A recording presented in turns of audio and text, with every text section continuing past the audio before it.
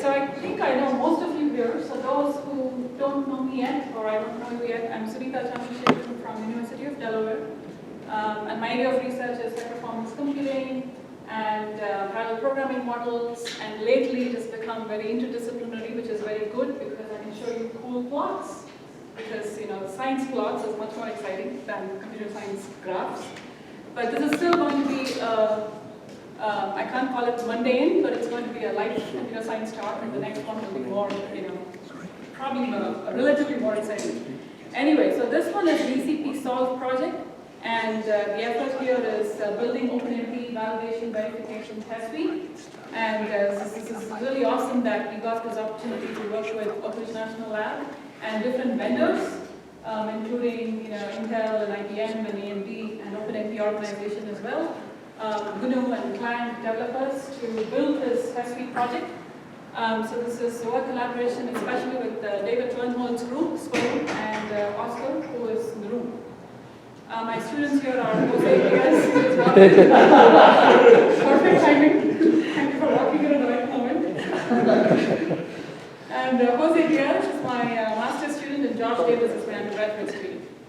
Okay, so intro here is the test suite project is a part of the bigger ECP SOLVE project itself.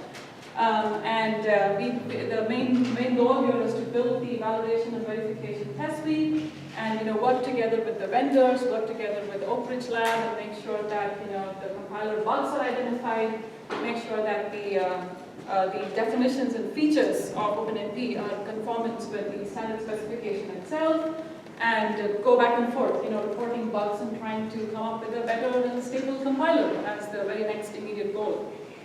So that's the bigger puzzle, and we are this tiny little circle, and as you can see, so that's the validation test suite part of the bigger puzzle. And like I was just pointing out, the scope and intent of the project itself is to validate different compiler implementations for different target architectures and verifying the implementation's conformance to the OpenMP specifications. You won't believe the kind of different interpretations me as a programmer, somebody as a developer, and a compiler vendor interprets a simple definition from the OpenMP specification as we go back and forth on who's right. Right, and then we define, who is right, and then we go back and fix the test case in case we wrote a wrong test case. It's also very strongly driven by ECP exascale computing project's usage of OpenMP. We also have 5.0 features in place, so slowly and steadily, because those implementations are falling into place as we speak. Again, slowly and steadily. So we are focusing on 4.5 predominantly at the moment. And this is what makes this project really exciting is, as you can see, so many people are using this project test suite to build, for performance as well as regression testing. And but probably a couple of weeks ago, we learned from the Clang and LLVM team that they would be interested in integrating this into the LLVM test infrastructure. So we will be working with them to make that happen. And we also learned that somebody is using the test suite on an NECSX Aurora system. We don't know who it is. It's news travels, so that's how we know. So it's great that it's being used on another system. So that's the most important message for us to take away. The workflow itself, like I was telling you earlier, as a compiler implementer, they would look at the 500 is a wrong number here. The X amount of pages of the OpenMP specification, which is almost like a big fat dictionary now. They would look at the guide and they would build, compiler implementation, and then how do you guarantee that the compiler implementation has conformed to the specification, right? So that's one problem. And the other side is, as a user, I would look at the specification and I would interpret the specification and I would use the feature in a certain way. So did I use the feature correctly? That's another piece of the problem to solve. So with a compiler vendor, user, and a programmer, an application developer, we started to realize that sometimes somebody may come back and say, hey, your test is written incorrectly. So that's a possibility as well. So it's good that it goes through this cycle because it points out that if the test is written incorrectly, and that's a good opportunity for us to fix the test. So a lot of phone calls, a lot of back and forth emails with the OpenMP, language committee has really helped us to build this, nice test suite. So a simple workflow of, where we start and where we go with the test suite itself. So to begin with, we look at the, OpenMP 4.5 offload directive, or take a small ECP mini application that is using our 4.5 feature there. You write the test, then we discuss the validity and adherence to the specification in our little small team with the Oak Ridge National Lab. And we think that it's a valid test, so I'm going to do the yes first, and then we'll go to the no. So if we think, yeah, the test kind of, yes, it is written as the way the specification is described, then if it's a yes, we look at the available implementations, and if the test passes, fabulous, we open it for review, and then if it gets accepted, it becomes part of the test suite itself, right? So that's one possibility. The second possibility is when we discuss the validity, we write an invalid test, because the 6 of us don't agree. So we go back to the drawing board and we try to find out, okay, so where did it go wrong? So we go to this cycle again, and then we find out, okay, so now we all agree the test was written correctly, different implementations were used to test the feature, the test did not pass, so is it a specification issue or is it an implementation bug? It could be either way, right? So if it's a specification issue, we take it to the OpenMP language people and we go back and forth with them, and sometimes they say that, okay, maybe this is the way you interpret a particular feature's definition, so maybe we go fix it. Or the definition is correct, but we interpreted it incorrectly and that is a mistake. So we go back again to the drawing board to rewrite the test. And if it's an implementation bug, I think this is a more simpler case because you notice a bug and you file a bug with the vendor compiler, right? And the goal is to make sure that every time a newer version of the compiler gets released, it is better and stable, because that's the whole point of doing the test suite project itself. So this kind of really helps on the side effect is, this really helps my students here because they're learning how to write a valid OpenMP code, right? So that's building the next generation workforce, if I may call it. So this has been a really very good process for the students to learn 4.5 features on offloading. So yeah, like I was pointing out, one common pitfall is interpreting specification, and then we go back and say, hey, your specification is ambiguous, and we go back and forth in the OpenMP language committee emailing list, and then one way or the other it gets decided. And then if it's a compiler bug, obviously we go ahead and fight it. So I have 3 very simple case studies, and you would think that, oh, how is this not a commonly usable case, right? Because we make these mistakes and we figure out that if it's either passed or if it failed, especially if it passed and you actually wrote an incorrect test and it passed, then that's another kind of a problem to deal with, right? Because we don't do negative testing. So it's like more and more towards trying to figure out, interpret the specification with people who wrote that kind of thing, so we haven't built a negative test suite itself. So this is a very simple test case, as you can see.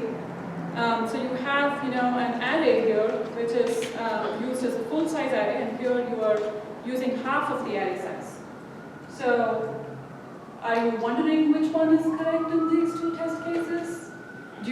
How many of you think both are the right ways to write this particular feature? Make a wild guess, because there's really intricacies of the standard specification. The first one's correct. First one is brilliant, so see, you don't need a test suite. So yeah, so first one is obviously correct, because the specification, here comes the interesting part.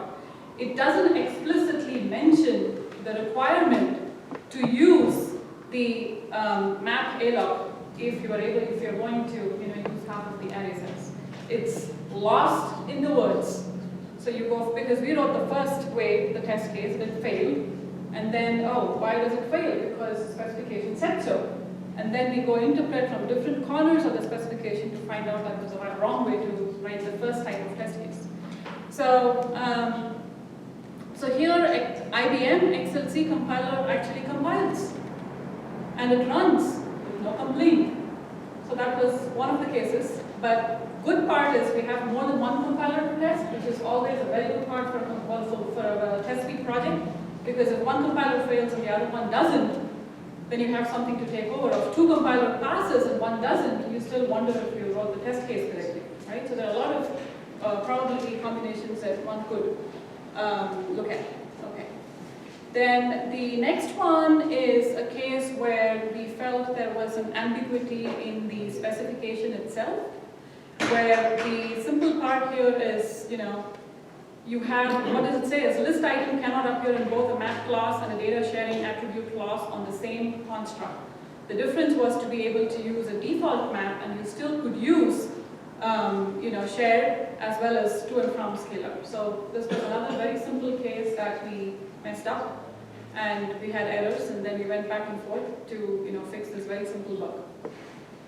The third one was probably the most simpler case because it was a compiler bug.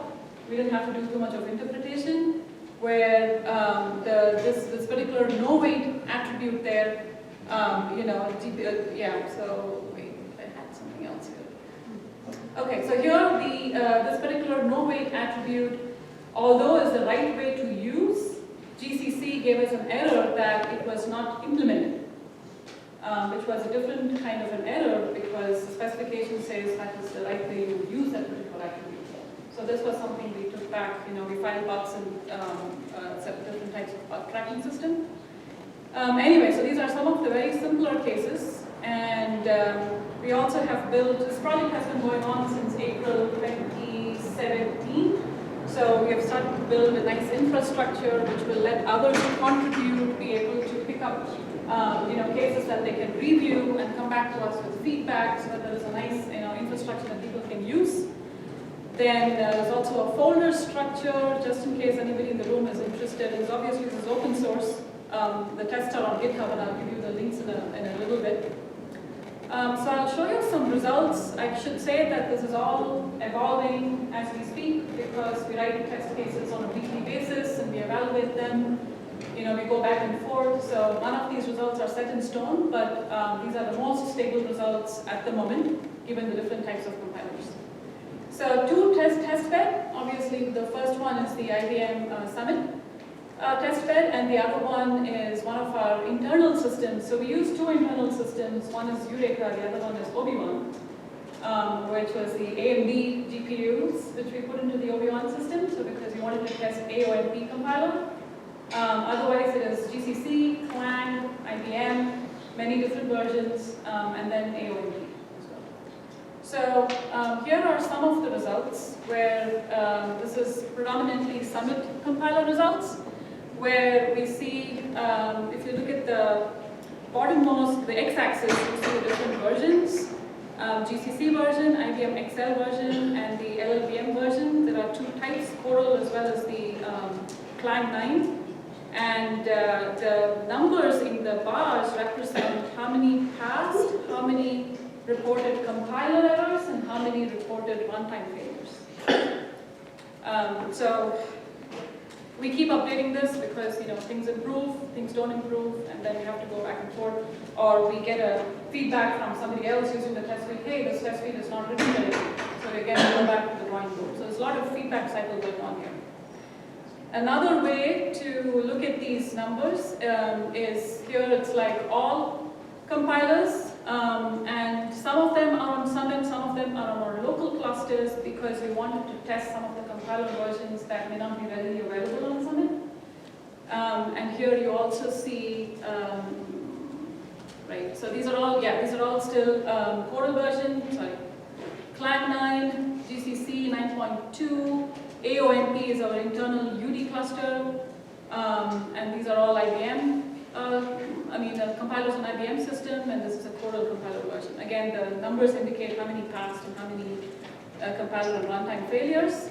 And this is especially the AMD runs, AOMP compiler, and over a series of versions. This is again on an internal UD system. So at this point, we didn't want to put a finger on which is the best compiler on the planet, because as you can see, there is just a lot of interpretations to do with respect to different compiler versions. Where are they installed? There are a lot of things to keep in mind before you can really declare one is better over the other. So we also published this, and this is on ResearchGate. Preprint paper is available. This is recent most, and I'm sure the results are even more updated since then, because it's been 2-3 months since the paper went online, and we have worked on some more tests since then. And there's a grand table in the paper. We're not going to go through this, but it talks about coverage. It talks about almost all the compiler versions that I was telling you right now. It focuses on IBM Summit results predominantly, the PARCO journal, as well as we talk about the OMP compiler results as well. So you can use the Testsuite today, and we would love to collaborate with anybody interested. The tests are on GitHub. So if you go to this link here is my group's name, CIS, Computer Information Sciences, udall.edu, OMP, validation verification, solve is the project name, and you do results. You would get to choose it will scroll down, all the results will scroll down, and you can choose the compiler version you want and the system you want. We used to have Summit Dev in the system until we started to move to Summit in full. And then it will give you a laundry list of the features that pass, that fail, for every compiler version we have tested. So in case you see any discrepancy in your usage, please let us know, because then we can together overall improve the compiler stability in the next releases. We recently moved to GitHub. Before this we were in Bitbucket, just mentioning in case you see something funny, but let us know in case you do.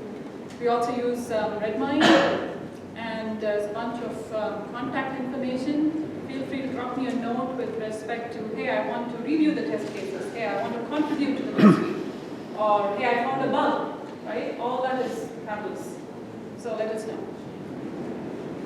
And of course, thank you very much to Oak Ridge for letting us work on this project, a very important project as we figured. So we are very grateful that you gave us this opportunity. Thank you.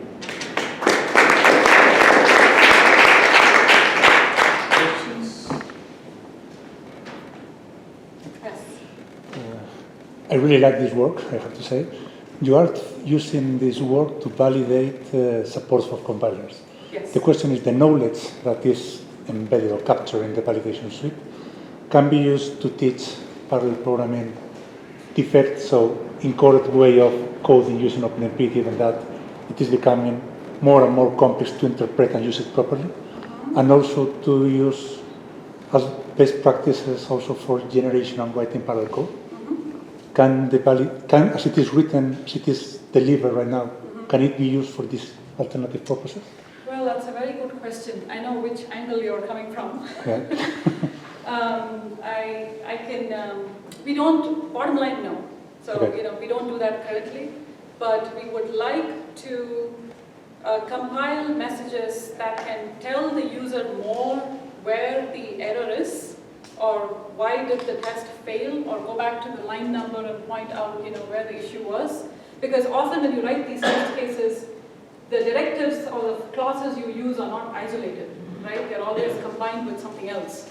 So that is another issue that we have to pinpoint which directive or clause is actually not working well, because it's a combined set of directives that you use to test. Having said that, we force ourselves to isolate and test a particular directive. So, we don't generate information that can be compiled in the form of best practices. So it's probably just in our brain cells, which should probably be dumped into a nice info file. So yeah, any insight into that would be very useful. Oscar, is that? We could do an fMRI if it's all in your brain cells. AI, yes. Transcribe everything. Make text out of it. Do you have any comments? Yeah, so I just want to mention that this is a very important piece of work because the vendors are looking at it very closely. So if we really want basically a healthy ecosystem for OpenMP, this is the right way to enforce it, to make sure it works in all the compilers, and they're really looking into it, and we encourage everybody to submit tests to the suite. It's a great effort. Okay, so as we started it, we built an Excel sheet, we started to look at target offload and list the features and clauses, and the number of tests have grown over the period of time, and we realized that it's not like you just write a test and you move on, right? Because there's a lot of testing to do to make it perfect. So yeah, any help, support, collaboration would be fabulous. I have a question. One problem area with OpenMP target directives is the support for OMPT, which is inconsistent across implementations. Any plans for supporting OMPT checks? May I say, if it falls within the scope of ECP SOLVE, yes? Yeah, so we have a student looking at it from that started to use the OMPT, and we asked him to explore how we can validate OMPT as an implementation, but we didn't, because this is kind of like based on a little bit on the priorities. First looking at functionality for the applications, and then we try to look at the functionality for tools. So definitely, it's part of the specification, so we have to, yeah, for 5.0, it's part of the specification of 5.0, so it should be there. It's just a question of how can we bump up the priority, and how can we get, how we can connect with the tools community. And what about PGI members or CRAE CC? PGI OpenMP 4.5 we have not tested. No. Yeah, but they are using the tests. Yeah, yes. To basically do some of the testing requirements. CRAE, yeah, sorry. CRAE is also using our testing infrastructure. Okay. So we told them that they can get back to us with any feedback they have. So we are not testing theirs, they're using it as well. Are they contributing to your database? Tell me again? Are they contributing to your database? Probably yes. Yes, I see Oscar nodding. They have been reporting bugs for sure, and they have been doing PR and requesting things, pulls and things. Yes. So let's speak.